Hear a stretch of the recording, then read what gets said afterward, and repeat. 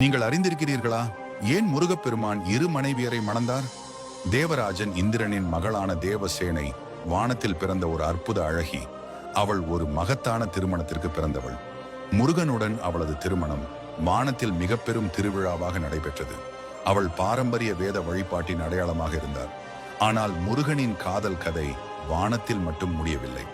அவர் பூமிக்கு இறங்கி ஒரு எளிய சிறுமையான வள்ளியின் மீதான ஈர்ப்பால் வந்தார்.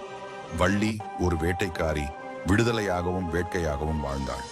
அவளது அழகு மற்றும் துணிச்சலால் கவரப்பட்ட முருகன் தனது தெய்வீக மூவர்ணத்தில் அவளின் இதயத்தை வென்று கல்யாணம் செய்தார்.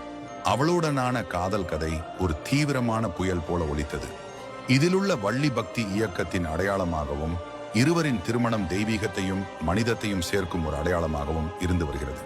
இது வேத வழிபாட்டையும் பக்தி வழிபாட்டையும் ஒரு வழியாக கொண்டாடுகிறது. இந்த கதை பிடித்திருந்தால் லைக் ஷேர் செய்து சேனலை சப்ஸ்கிரைப் செய்ய